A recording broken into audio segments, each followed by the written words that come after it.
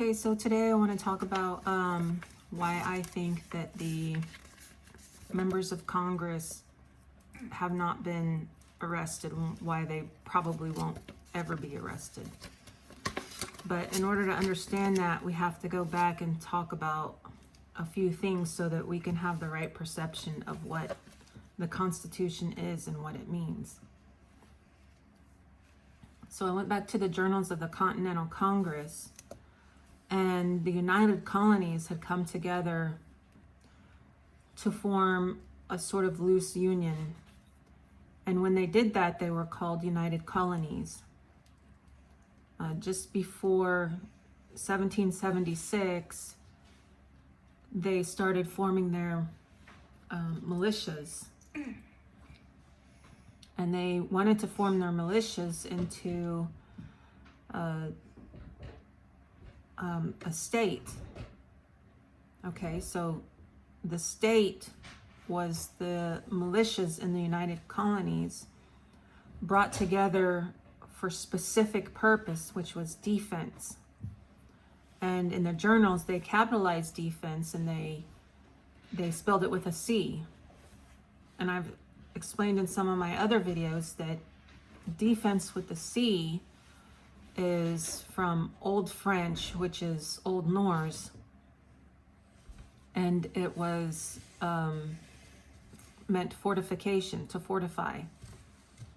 And that spelling in that word fortify is also used in Vattel's Law of Nations,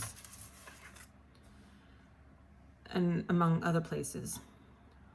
Defense with an S, the way our government spells it now, and they claim that it was misspelled in the Constitution and now they've spelled it the correct way, is actually Latin, and it means vengeance. So for them to lie and then for us to know that they lied, they would have lied knowingly. So they knew that defense with an S meant vengeance. So the United Colonies came together to form a militia and called it a state for defense purposes. Later, the armies for defense purposes were called United States with a capital U and a capital S, which is how it's written in the Constitution. So the capital U for United and capital S for states is the military, for military purposes, for defense purposes, to fortify. And if you look in various places throughout the Constitution, you can see little hints of this. For example, Article 1, Section 8, Clause 17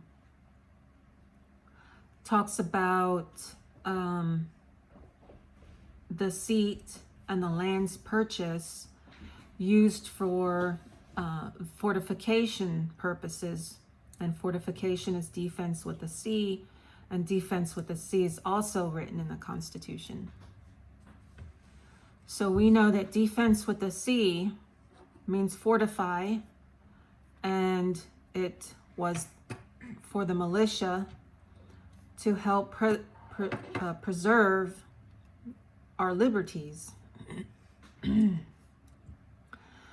So a militia was a state for defense purposes, later called United States, and done for the preservation of our liberties.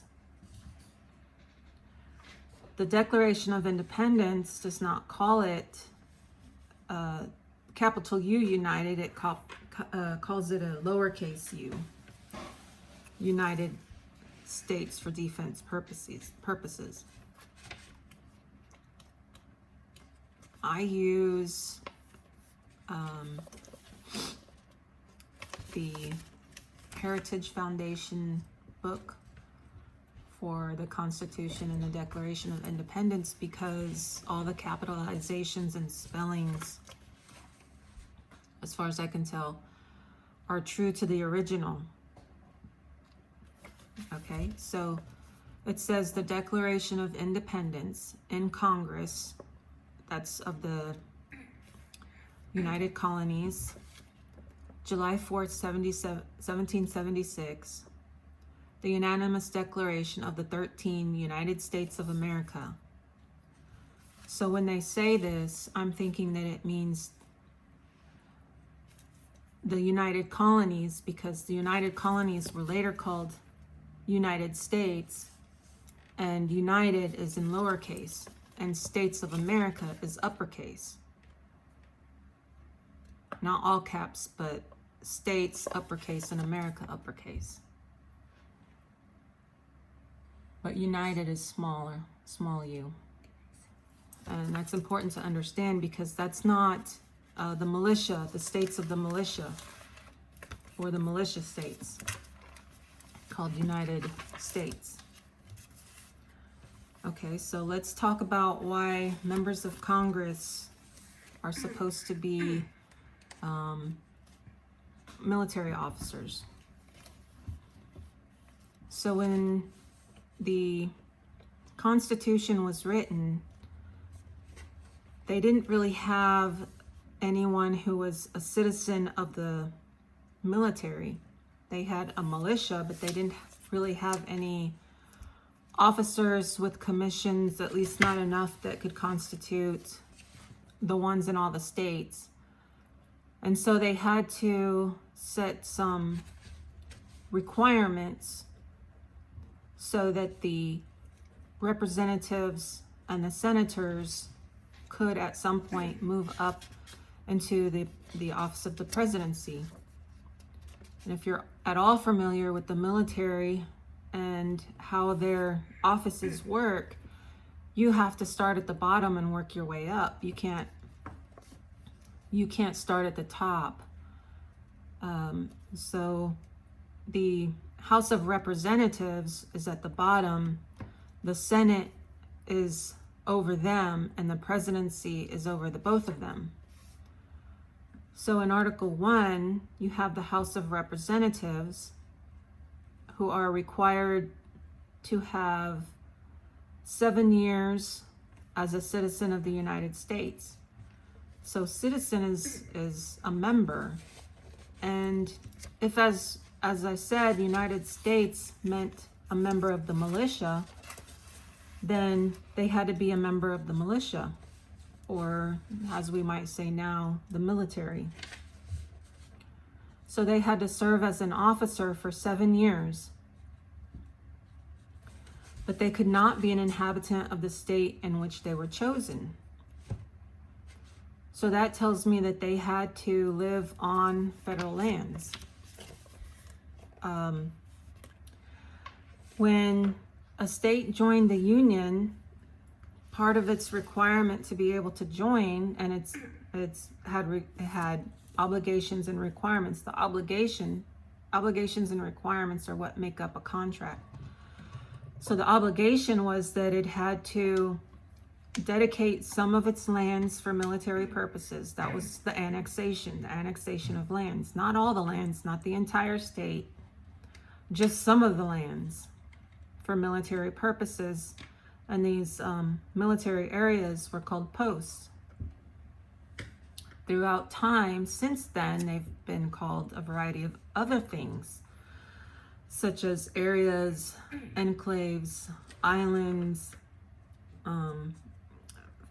federal areas, federal lands, military reservations, military posts, military lands, and also just lands.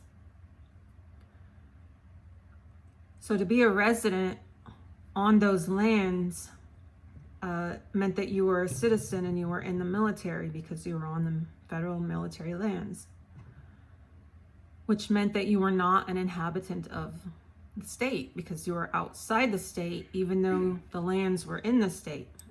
In the federal jurisdiction book here, it's the 2nd edition. It's by James E. Fander by West Publishing, and this is a concise hornbook. Hornbook's been around since at least the 1800s, probably before that, and I'm about 75% sure that I read somewhere that Hornbook were the books that Lincoln used when he studied for his law license or to practice law. I don't know if they actually had a license back then. But in this book, it talks about residency, and it's pretty clear. It makes it so that you can put these puzzle pieces together, and it's clear that when you're a resident by force means you have no will in where you say you go to live. And there are two types of people who have no will or have no say in where they go to live, and that's the military and prisoners. When someone goes to prison, they get sent wherever there's space, or to the type of prison that meets the requirements of the crime that the person committed, so they could, have a lower security prison or a maximum security prison.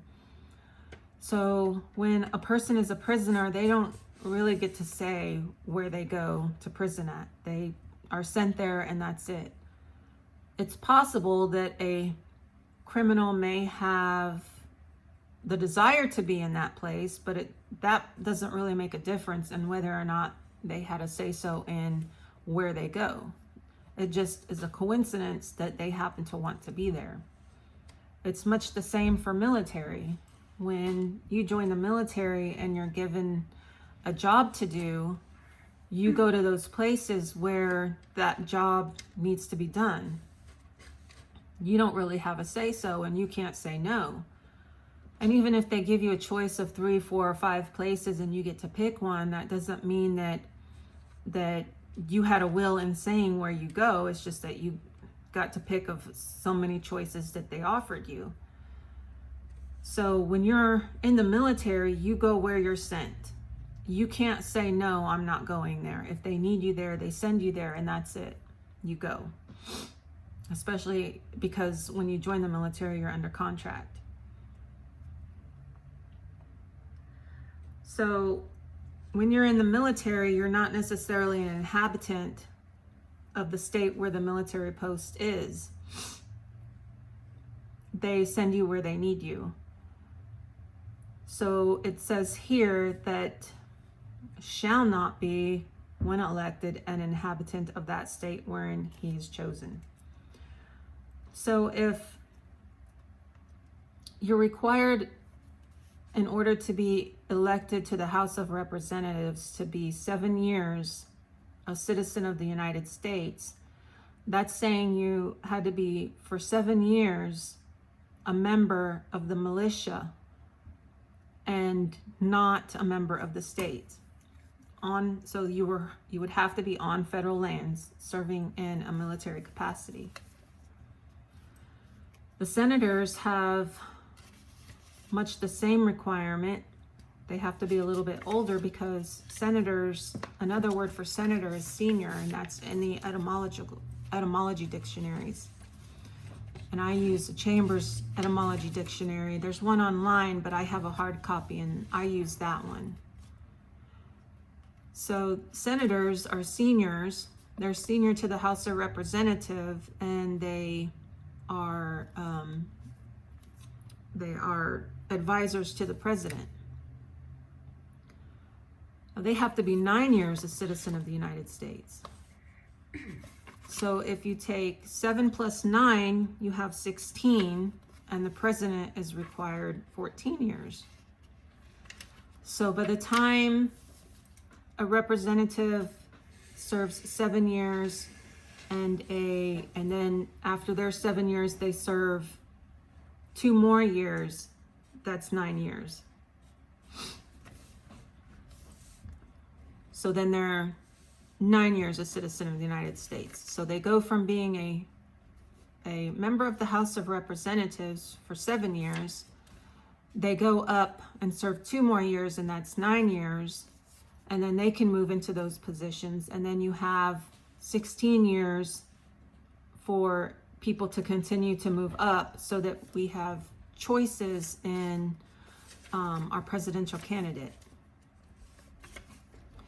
The senators also have to be citizens, so members of the militia and not an inhabitant of the state for which he was chosen. That means he has to live on the federal lands. Okay. So then we move on to the presidency, which is Article 2, and we see that the president has two offices. Section 1 talks about his first office, which is the executive of the United States of America. Okay, so he's the executive of the United States of America. So all the states that have dedicated the lands to join the Union are part of the United States of America. And the United States are the militia. So in Article 2, we see that the president is also a member of the military. He shall be Commander-in-Chief of the Army and Navy of the United States, of the militia. Okay? And he's also, and of the militia in the several states when called into actual service of the United States. Okay, so he's also supposed to be a citizen, but he can be a natural born citizen or a citizen of the United States at the time of the adoption of this Constitution. Okay, so whoever's elected had to have been either a natural born citizen or a citizen of the United States. And that's because George Washington had a commission, and George Washington had served in the militia. And having served in the militia, but the United States not being created yet, he was a natural born citizen. So he was a citizen, which a natural born is an inhabitant of the state. A citizen of the United States is a member of the military. So as a member of the military, he qualified, but as a natural born citizen, he also qualified. But later on, in 9 years, plus some more time, there could be more presidents or more citizens who could then run for the presidency. But in order to be the president, they not only had to practice the executive office, but they also had to practice as being the commander-in-chief of the Army and Navy of the United States. Now, this is just my opinion, but when it comes to our military, I do not want someone running our military who has no military background. It doesn't make any sense to have a non-military person run the military. So if you're going to have a citizen of the United States become president, then he's been in the military for, I believe it says 14 years.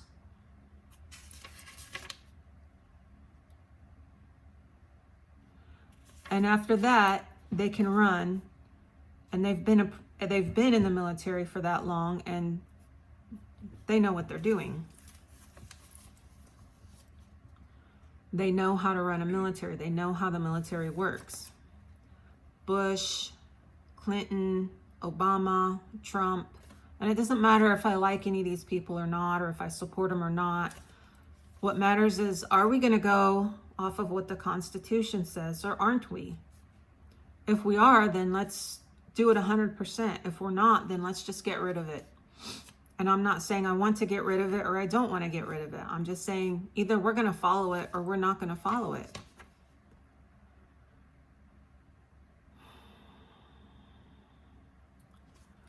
So a citizen of the United States is a member of the militia, and it's a requirement for the senators, the House, and the president. And if you look at Section 6, I'll explain this in just a minute. You have military and you have civilian. civilian are their civil offices. The military, in this case, are members of the citizens are members of the military. You can have civilians who work with the military but are under contract. They're not in the military. And then you have civilians who have nothing to do with the military and they're just out and enjoying their private life. So when you have a civil office, your civil office, because it's specifically not military related, and you have a military office that is military related, these two things are contradictory toward each other. So you can't have a civilian who's not in the military in a military position. You can't have a military person acting in a civil position, because civil is like peaceful and military is warlike. So you can't have someone in the military also in a civil position, because now they're working in two offices and they're working against each other. So in section 6, it says, no senator or representative shall, during the time for which he was elected, be appointed to any civil office under the authority of the United States. Okay, so let's read that, doing word replacement based on the things that we know now. No member of the militia, during the time for which he was elected, be appointed to any peace office under the authority of the military. Okay, so if you are a citizen of the United States and you're being elected, you're a citizen of the United States, so you're a member of the military and you're being elected for a military position, you can't then serve in a civil position, because you have on the one hand acting for war and on the other hand acting for peace. And during war, you can't act for peace. I guess you can in a way, but when you're in war, you're practicing war stuff, and when you're at peace, you're practicing peace stuff. So a civil office would be a peace office, and it's antagonistic to a war office or a military office. So no senator or representative shall, during the time for which he was elected, be appointed to any civil office under the authority of the United States. Now, what they've told us in the past is that means that you can't be in two civil offices at the same time. Well, that doesn't make any sense. Why can't you? They're both civil offices. They're not antagonistic to each other. It may be a conflict of interest in some capacity, but they're both still civil offices. And it didn't say antagonistic offices. It said, it's really saying a military office and a civil office, because civil specifically means not military. So what they've told us in the past is that the senators and representatives are a civil office and they can't be appointed to a civil office, therefore they can't be in two civil offices at the same time. And I think this was an issue when Rand Paul ran to be a senator, because he was already in a position with his state government in a civil office. But as a senator, now he's in a military office. And he had to get permission from some department or whatever to be able to run for a military position, pretended to be a civil position while in a civil position. And they tell us it's because you can't be in two civil offices at the same time, when really, when you look at it, it really appears as though you can't be a military member and in a civil office at the same time. So when I was in the military and worked for the military, worked for the DOD, that was my understanding of the difference between a civil office and a military office. Okay, so let let's see if I got everything.